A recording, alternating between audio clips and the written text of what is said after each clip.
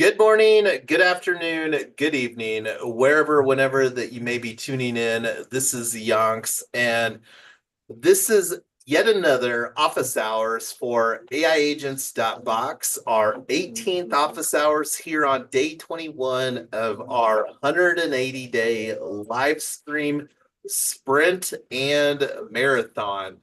And on the screen is our Google Docs. And wherever that you're watching the live stream, you should have a link to the Google Docs. Very tab heavy document. We're here in the progress section. This is week 2025, week 4. And this is the last day here of week 2024. So I will be creating a new subtab here for next week's content that we're going to be creating.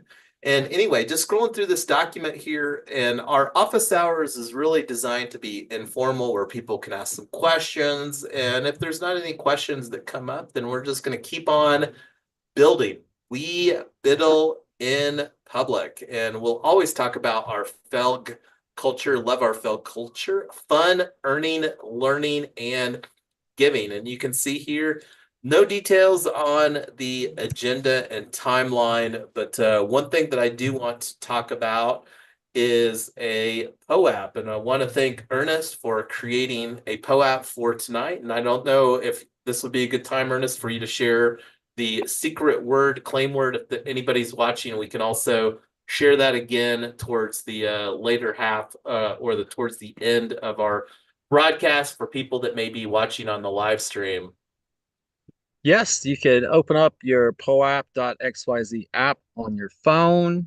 You can enter in your ETH address or wallet address and numbers as a place to mint the POAP 2. And then on the bottom right-hand corner for Droid users anyways, there's a mint button, and you select the option to mint it with a secret word. And that secret word is Winnie's POAPs, all lowercase, WINNIES hyphen POAPs, POAPS. Thank you. Yes, no, thank you, Ernest, for taking the time to do that. And that's just one of the fun ways. And for people that aren't familiar, POAP is an acronym for Proof of Attendance Protocol. And earlier today, collected my 200th one, and this was my 201 POAP that collected here tonight. And I'll throw in a screenshot here later, maybe in a, I don't know, somewhere as far as where that you can use that claim word. So anyway, before we start just rolling up our sleeves, just want to take a brief moment to open it up to Ernest, I am Lotus, or Tyler to see what you all would like to talk about, questions, and or do tonight during our office hours. I got another blog post, LinkedIn, and tweet for initial review based on uh, the myira.fund meeting we had earlier today. Awesome. And that's in Charmverse, right? It is. It's So on the our task board. Charmverse, I'll drop the link in the chat that should take you right to it. You can see it. nice. Our Charmverse space, we're calling our DAO portal is at collab.aiagents.box. And whenever you go there, here's what it'll look like in an incognito window. It will look like this here. And this is where if you have our pre-launch team in NFT, you can click on here to go to the window. And this is something that we will be adding more and more content. It's really going to be our knowledge base. There's also other things like rewards. And like one of the things that I'm wanting to do is create a smart contracts database as we are continuing to add more and more smart contracts to support what we're building here using on-chain technology, wanting to make sure that we're capturing that in a great repository.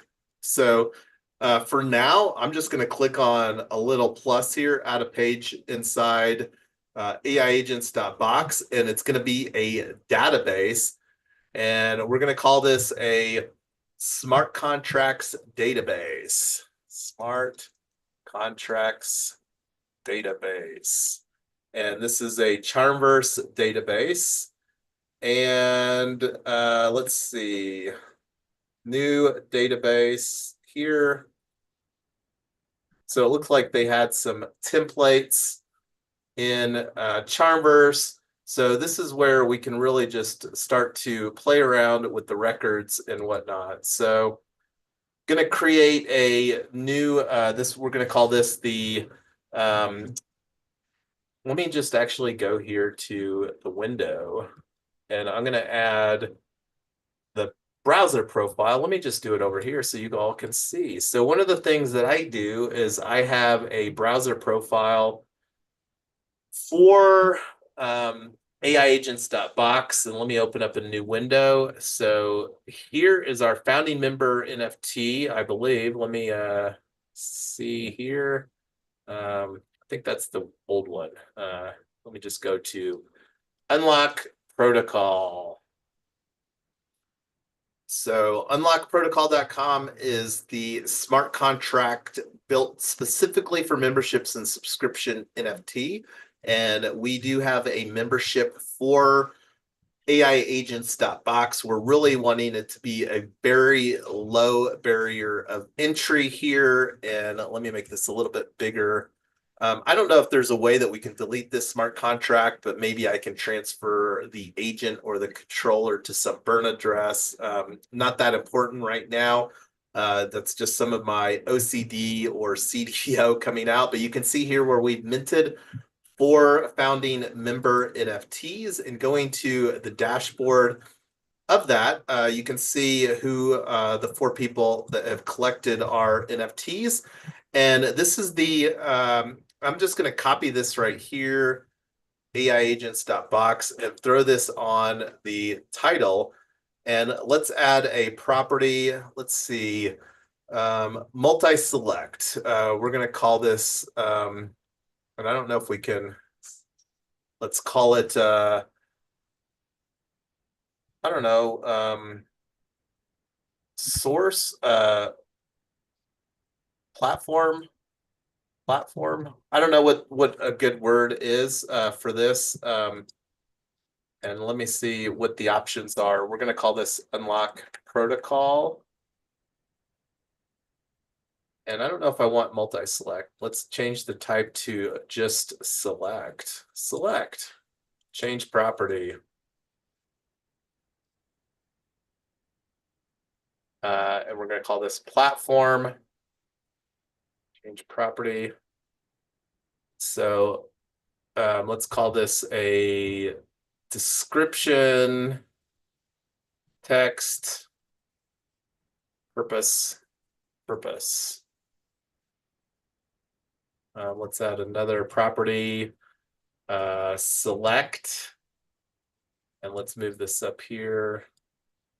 We'll call this blockchain. And we're building on base, platform, unlock protocol, description. We'll call this proof of membership NFT. Add property. We'll call this a, is it a number or is it the contract address? Would that be a number or just text? What do you think, Ernest? Probably text, wouldn't it? It's easy to just start with everything as text until you start entering data, then you know exactly what you So let's call this purpose, get all your properties set up first. right? Let's call this contract address. And we'll move this up here right under the, it's not letting me move it. We'll put blockchain here.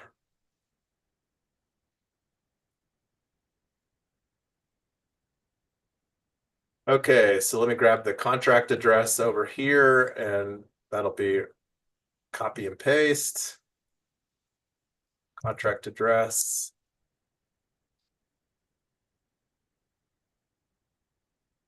Okay. All right. Do we need anything else? I mean, this is a good enough start.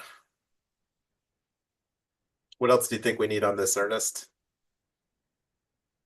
Are you just, what's the purpose of it? Are you just storing Just potential so like just to info? have a repository of a trusted source of what smart contracts that we're using, because like I'm Yeah, not a not as notes, a notes property.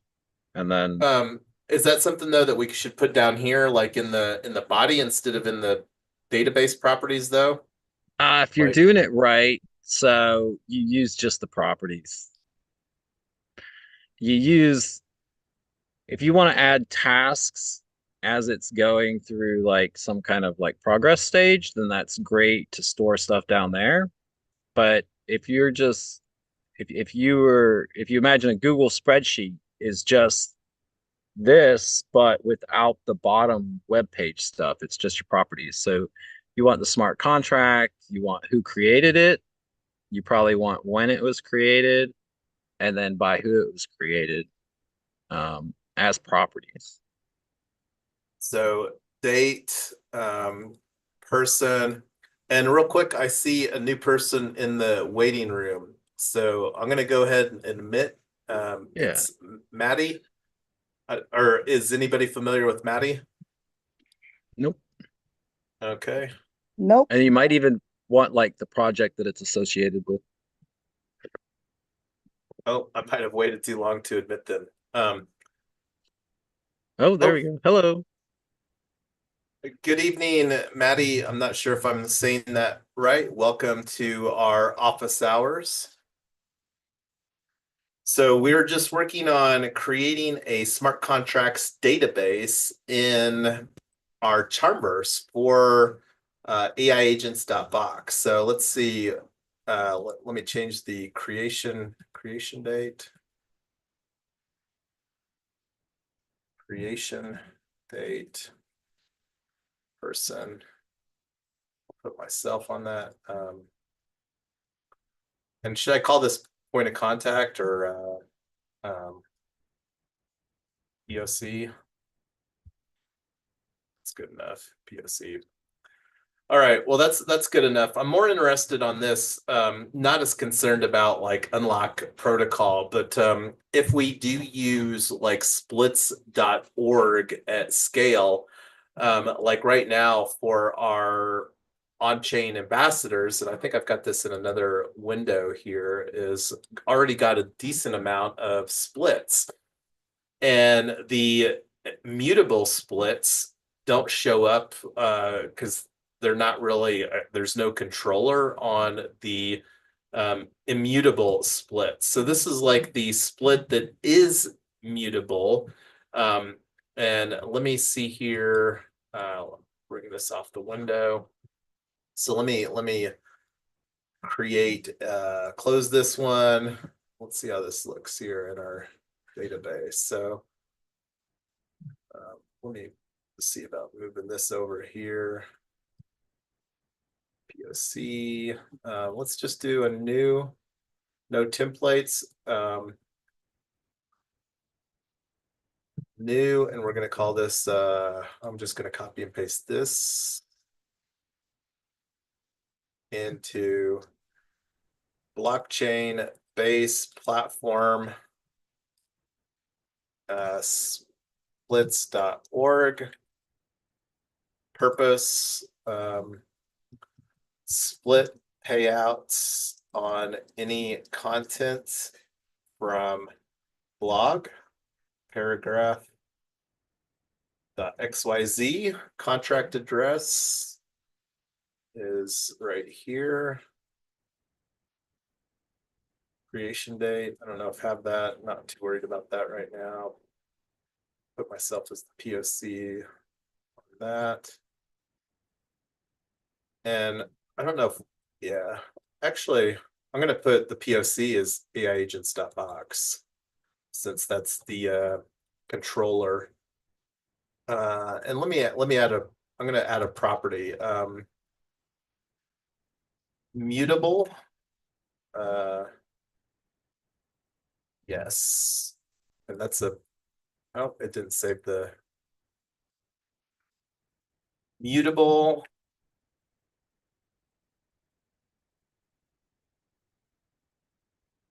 I don't know why it's not saving this field. Change property. There we go. All right. So I'm going to pull this up here. Okay. So there's added another one.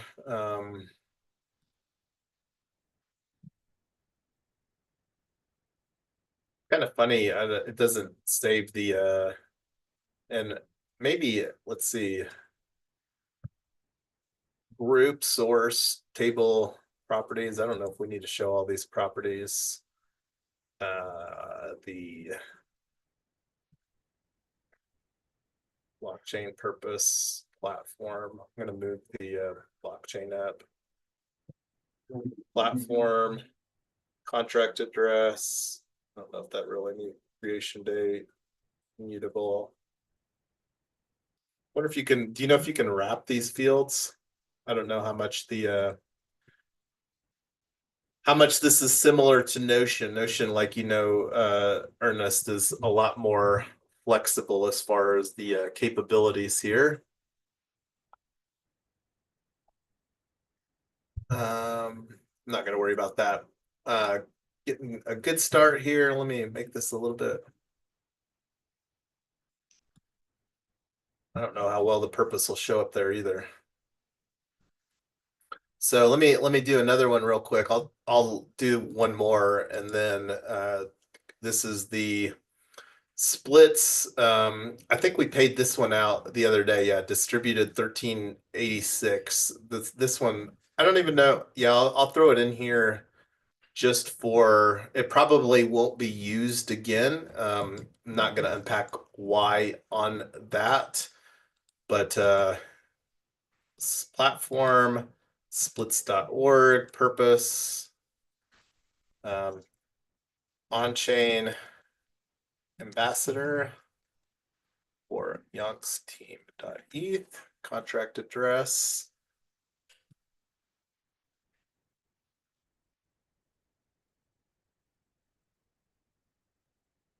Mutable. This is no. Creation date. POC, I'll put myself. Okay.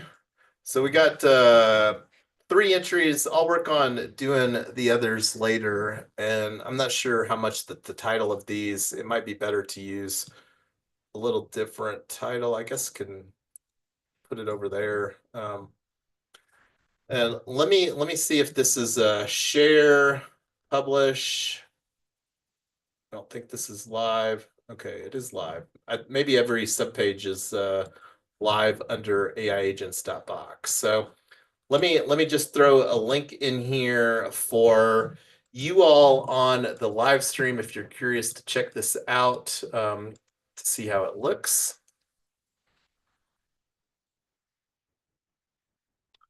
So here's the link to the new smart contracts database we just created.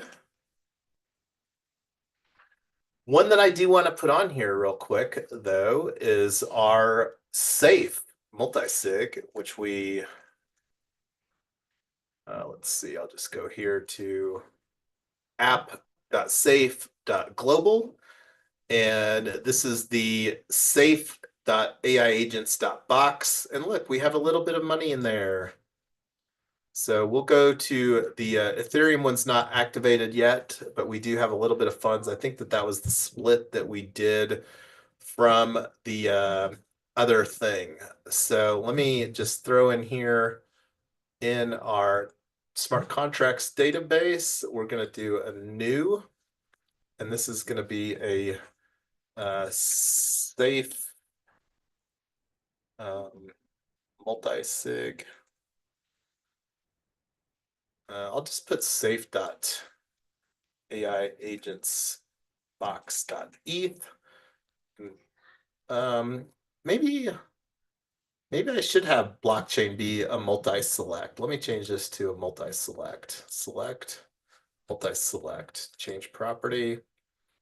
Because this is going to be the same address on base as on Ethereum. I'm not going to put in the Ethereum address since it's not activated, and we're going to do, we'll put safe.global purpose, multi-sig account, and our contract address.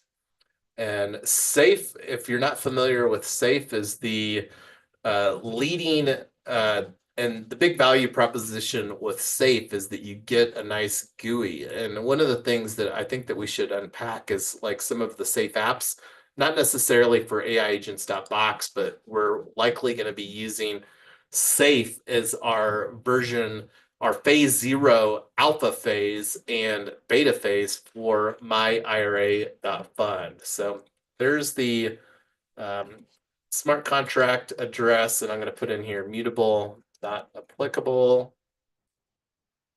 POC, don't need a POC, so that's good enough. So there's our safe.global in there. So getting some entries here, having already several smart contracts, and I think that this is going to be beneficial too. So it just shows like some of the tools that we're building, and this is something we've got a tools database in Notion, but not going to go there right now. So anyway, I'm going to see if you've got any questions, Maddie. Feel free to open up your mic or throw them in the Zoom. Again, this is an office hours. We always love hearing some thoughts and feedback from other people as far as what we're working on here. So otherwise, we're just going to keep on going through. So let's see.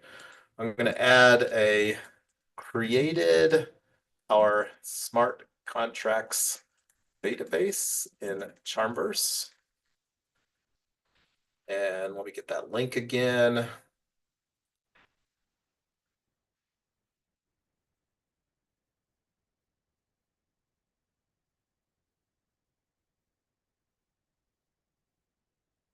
Right, there's the permanent link. Oh, this looks really long.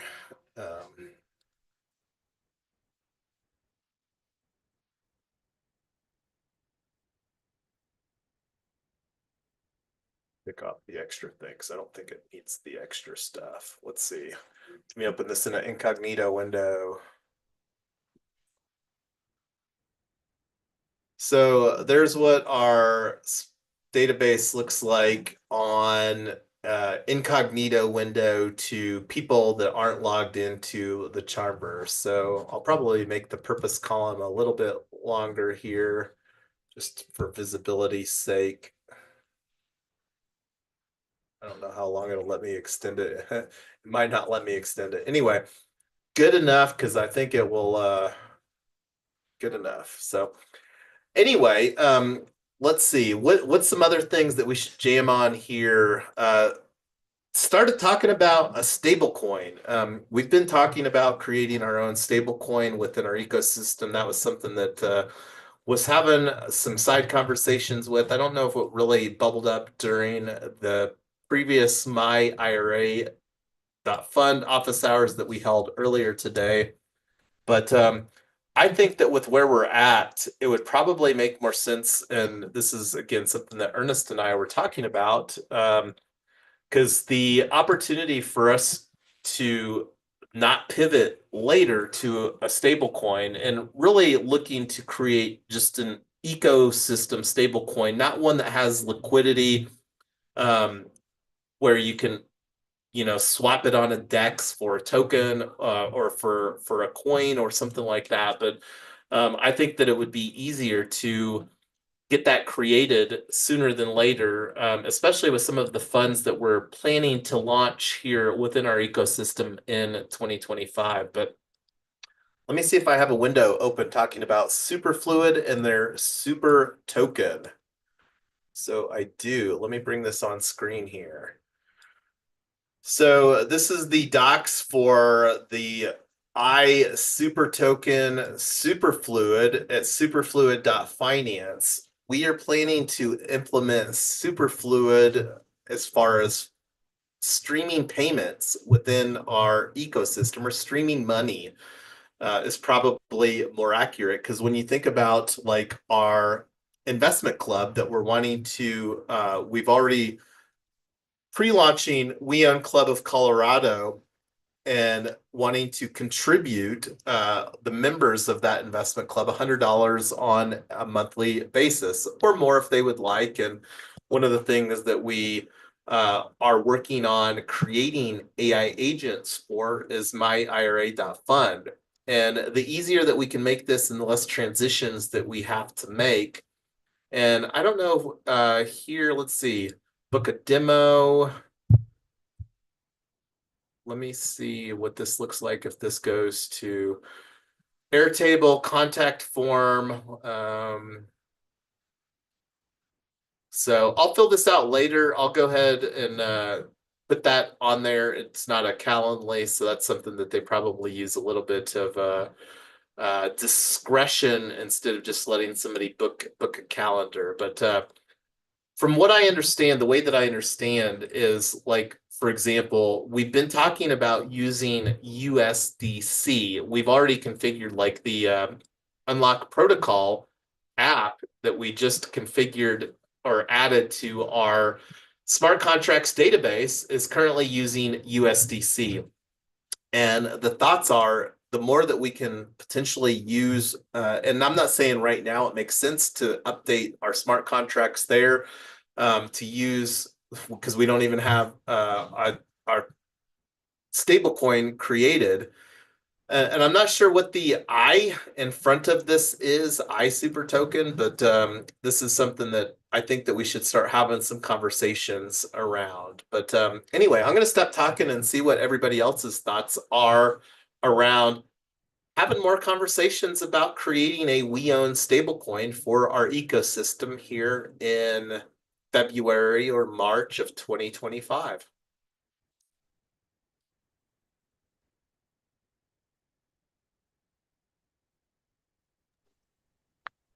What all what all goes into that? What all do we need to do to get that going?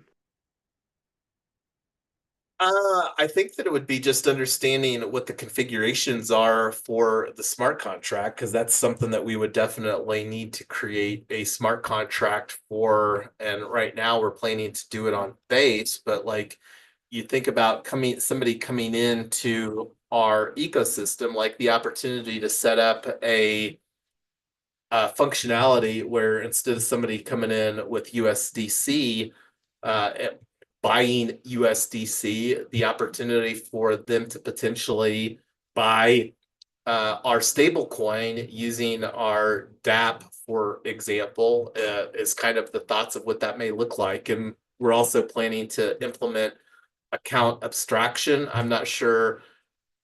It will probably, in my opinion, be easier to create the stable coin as far as the smart contract than actually implementing the account abstraction and the workflows surrounding that. So finding somebody that could potentially assist, and I don't know if that's something that they have a fairly easy smart contract for, but that's another thing too. Like if we get a lot of smart contracts that we're maintaining ourselves, it may make sense to have some additional infrastructure in place. But like here, this would be really only one smart contract that we would be primarily maintaining ourselves. Like that database that I just created, those aren't smart contracts that we're maintaining. And I don't know if there would really be that much. So I'm not really the best person to answer that, quite honestly, Tyler.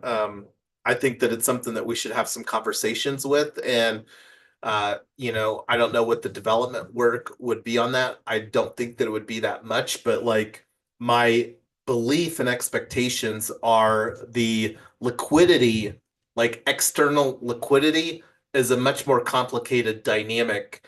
And that's something that we won't really even think about, in my opinion, until the US legislation here in the United States puts forward the stablecoin legislation. And I'm expecting that to happen here in quarter 1. I would be surprised if it doesn't happen in quarter 1, but if not, quarter 2 at the latest. And then that's something that we could, if it makes sense. I don't know if it'll really make sense, even if and when the US stablecoin legislation passes, to even think about having liquidity externally, but that's something that we'll have a lot clearer idea, the second half, like May, June, July timeframe here in 2025.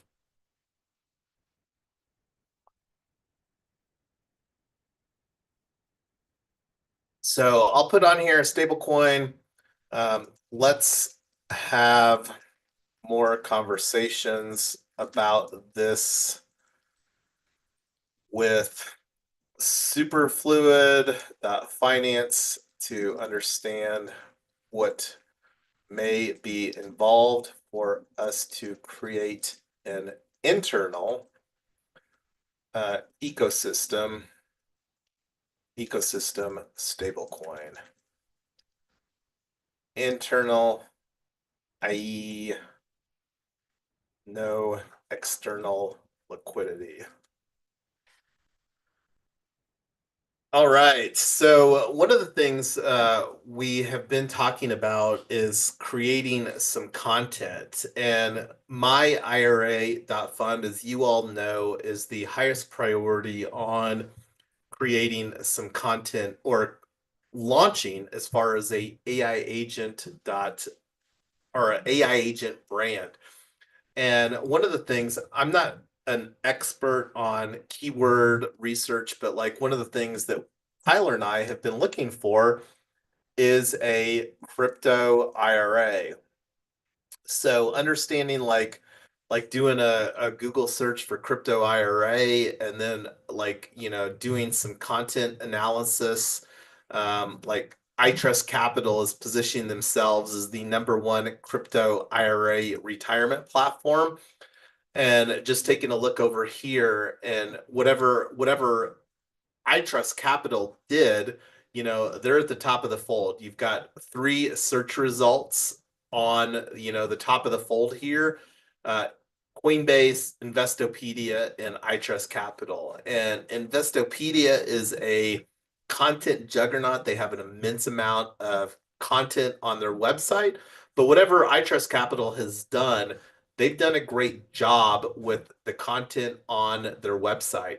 And I'm not sure if there's some, you can see here 12 billion in transactions and 200,000 accounts. And this is something too that we should probably explore, Tyler, just for ourselves, to understand what their onboarding process is, because I really want to create such a fabulous user experience with what we're building here, that it is a superior experience to other situations. So this is like over here under Learn, they've got Video Learn Center. Let's see what's in their Learn Center.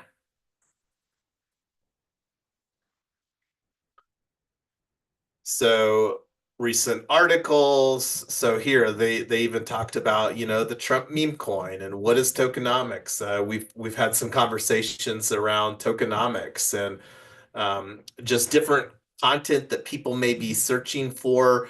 And this is something that, not something for us to spend a lot of time on here, just something for us to be thinking about as we're working to create content. And the nice thing about content is that when you get some content, it doesn't have to be permanent. You can continue to update the content and different things like that. And anyway, whatever I Trust Capital is doing, they have far more accounts than a lot of other IRA or crypto IRA providers.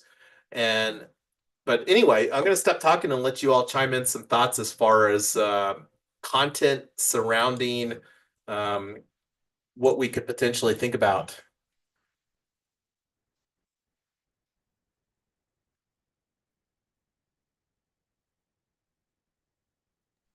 There's a Bitcoin IRA fund. There's several. We've actually onboarded with Unchained.com, and one of the reasons that I like Unchained is that they allow you to self-custody via a hardware wallet.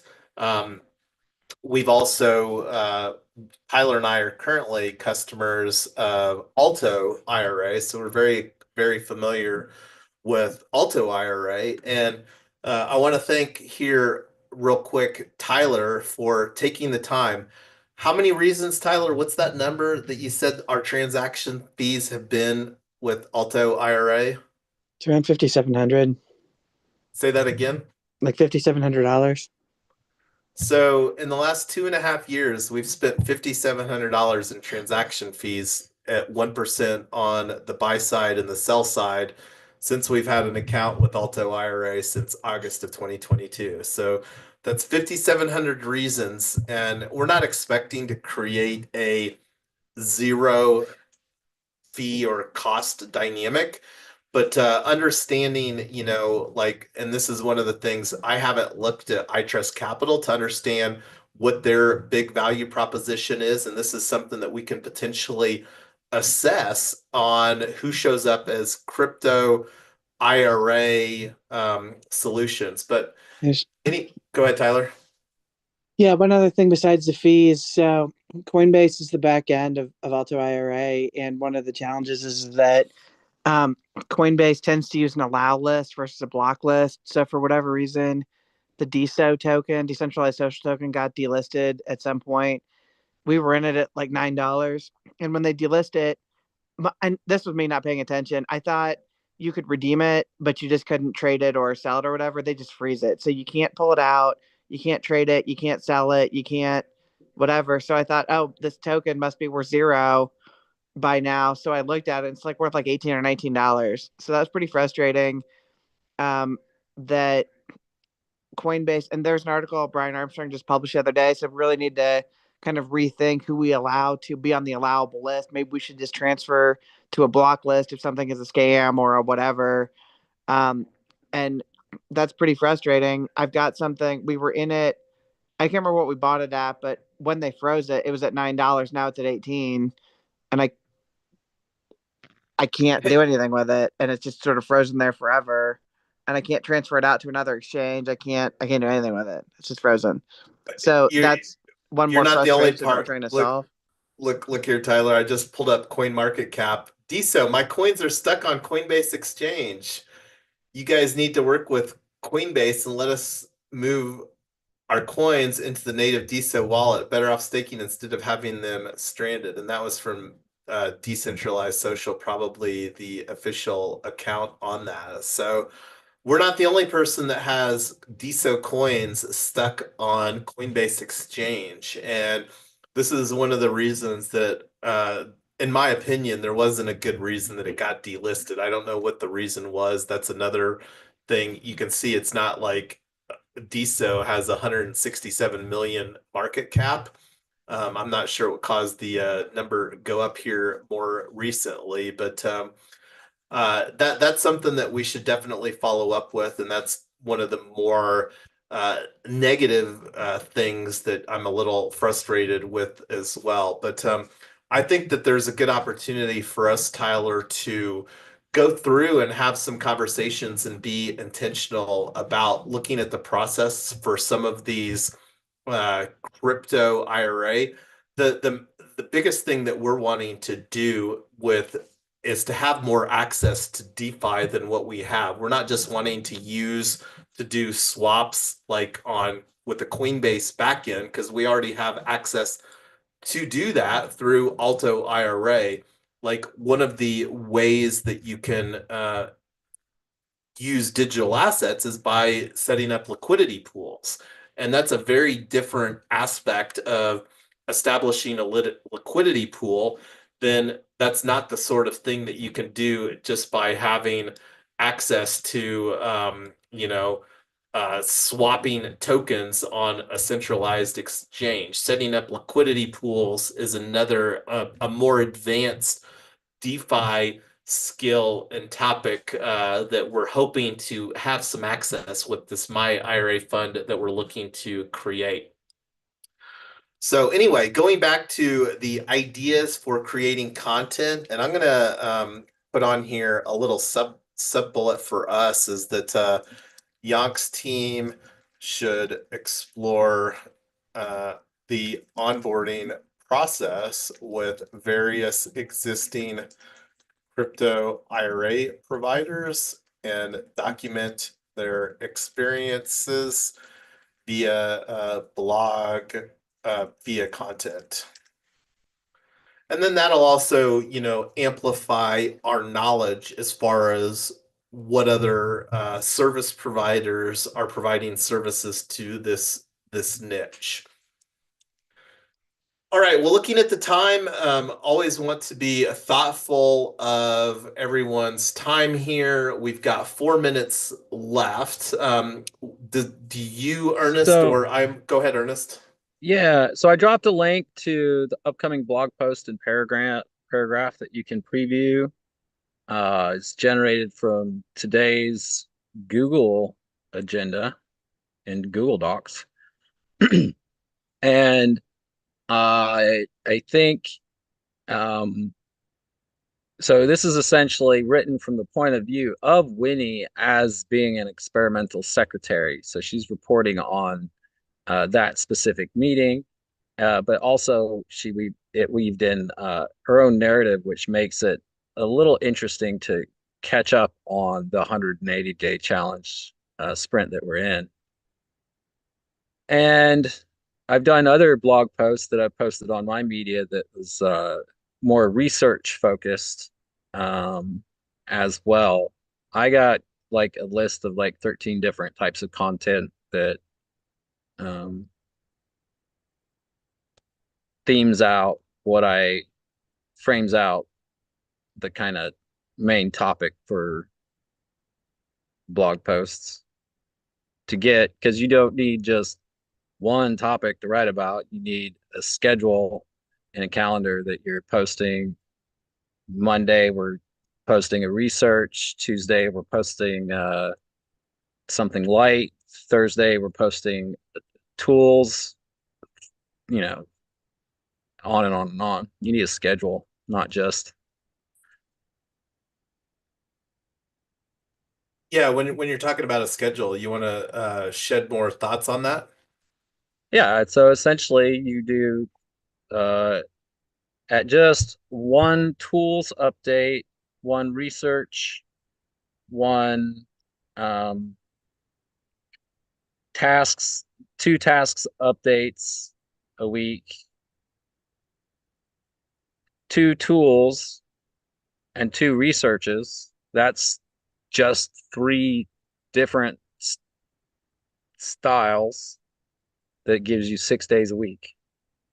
And then, of course, it also depends on each project, right? Could have its own blog post. So now you're getting in. When IRA has a YouTube video, that'll generate a blog post. When maybe a whole week's worth of IRA.fund meetings have happened, that will generate the project update for that. And then same with AIagent.box. When a week has gone by, it'll aggregate that week's worth of activity and create a blog post. So that gives you 8 blog posts a week to post using only 3 styles. And it's telling it about your tools, researching your tools, your problems, and reporting on your solutions and the activity of the community to move towards the solutions and the vision. Yeah, that makes sense. It'll be interesting to see like one of the things thinking of content that I would like us to shift and have more conversations. And this is one of the things that I want us to be thinking about over the next week or two is I'm really thinking that it would be quite strategic for us to do a live stream that we're going to be intentionally repurposing into a podcast and the opportunity, to create instead of just having a, 2 office hours, you know, 5 or 6 days a week, have one of those sessions be a live stream that we are planning to repurpose into a podcast where we can then start using podcasting as a distribution medium for amplifying our live stream in a channel that we're not currently tapping into. And Yeah, I don't want, so go ahead. if yeah, so that wraps around to a marketing campaign to build relationships with other DAOs. So it might be easier or easy to say, let's reach out to other DAOs that are on our list, see if any of those are interested in doing a Twitter space or even better, a live stream, and just open the discussion about these kind of tools. Are people in there? I already know in Bankless, there's people that are all ready to just dump on that like Bankless archive of discussions in the Discord and stuff and throw that into an agent. So I'm assuming in just about every other DAO, somebody's uh, creating content, and you can keep it light and simple. Just say, hey, let's. Is anybody in your community creating or using AI tools or creating content with them? Images, you know, even, and start the conversation there, and then that just opens up the discussion, and then you close with, hey, let's what should we follow up on here? And then that builds your outreach workflow funnel into your marketing campaign. Yeah, and just to amplify, like, have you heard of Rehash, a Web3 podcast? Nope. But I'm a YouTube podcaster, so I'm more into like uh live seeing people in the podcast more than just like listening to my podcast while I'm driving an hour to work. Yeah, and this is, I think that you'll see that there's a decent amount of that with Rehash. And quite honestly, I haven't unpacked a lot of their different kind of content. I'm most excited about the model that they have here and their tooling, and their business model surrounding a podcast. And I've had conversations with Diana, the main host for Rehash, and this is something I would encourage you all to take a look at because I could probably get Diana on here to really talk about their model that they've created with Rehash, where you pick the guest, we make the podcast, and then just some other things that they've really done as far as being a community centric model for creating content. And I think that the more that we can potentially borrow some of the features or the workings of this for potentially doing our own and wanting to position it as a we own podcast, with season one being the rise of AI agents. We Own is going to be a central brand to our ecosystem. And like we earlier today talked about, or during this office hours, talked about creating a We Own stablecoin. One of the things that, besides that, that's also on our roadmap is that we're planning to have an entire book series about We Own. Let me Nice. pull this. I just dropped the link. So on Story Protocol, there are these pods, and you can use the pods to create and own the IP around the podcast that you create. Now you can probably create your rehash podcast and then enter that as the metadata, but I think um, you can just also create it directly from the pod. See how they got a YouTube thing, so it's almost like I bet they basically just put IP on top of the YouTube. um, yeah, that No, and looks. that's an interesting use case of But story protocol. if you can wrap your rehash podcasts, because essentially it's just creating the pod's just creating the IP data using the IP protocol, the story protocols framework for tracking and dealing with IP issues. So it doesn't actually have to be the I'm sure you're not actually creating the podcast from the pod. Right. Yeah, no, that's a great find there, and it'll be interesting. Have they is this story pods? Is this just a platform that they're creating? It's think of it as a DApp on the story protocol. And remember, right now it's all on the test net. So, Gotcha. uh, but and so I'll test this out. I'm happy to. It'd be interesting to. I can generate a podcast between a couple cupcakes.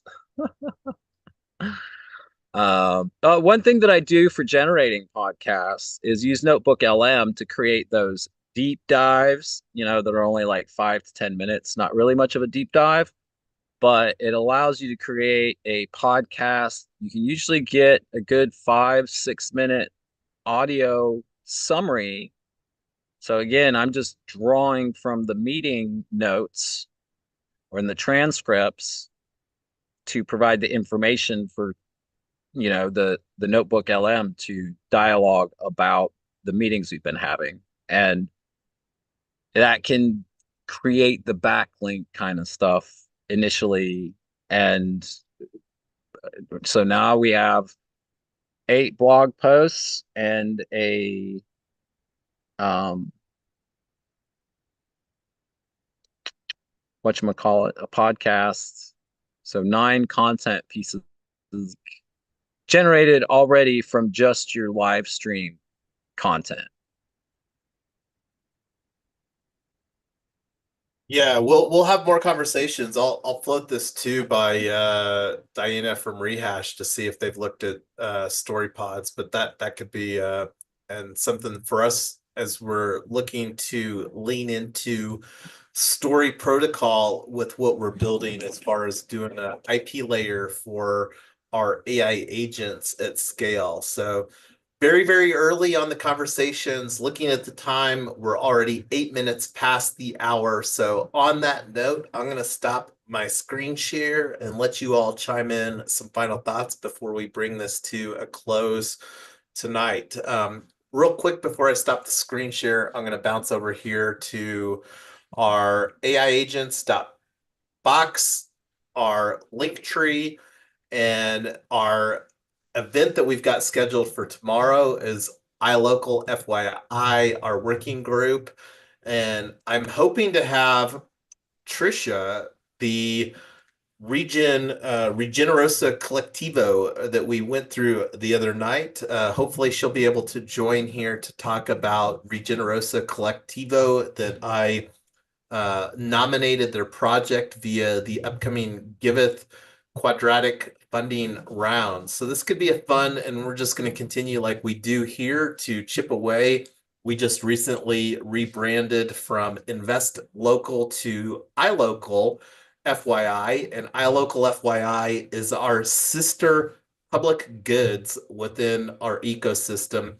And just looking at the event here, really positioning iLocal FYI as a global movement for fostering local community and cooperative ownership using on-chain technology. And we're really wanting to create 2 mechanisms, a fund mechanism and a club mechanism and really template those two things, but I think the opportunity with abstracting away the invest and really supporting local businesses with AI agents is a huge opportunity. And I'm not even gonna I get excited talking about that because I think small businesses are really underserved with the proliferation of AI. And I think, in my opinion, most people are asking the question here in 2025, how can I use AI to make my life better, get more results for my business? And that's one of the things that we're going to really be providing for people with what we're building with AI agents, is making the technology around AI a lot easier so that people can get results instead of spending time with technology. So anyway, that was my final thought before we bring this to a close here tonight. I'm going to stop my screen share and let you all chime in some adieus or final thoughts before we bring this to a wrap.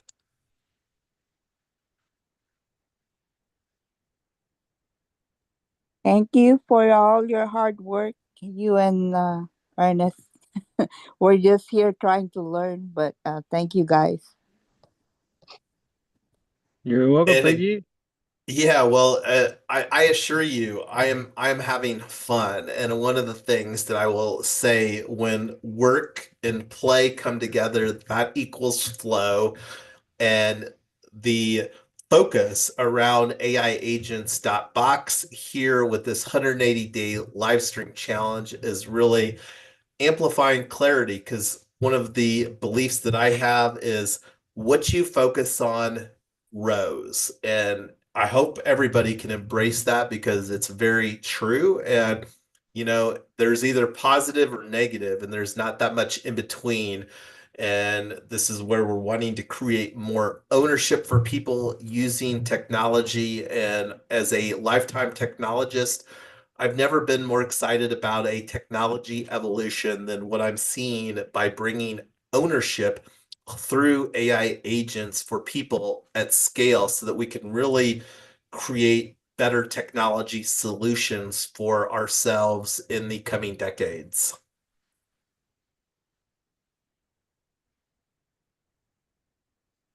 Good night, everybody. Good night. Good night. Good night, guys.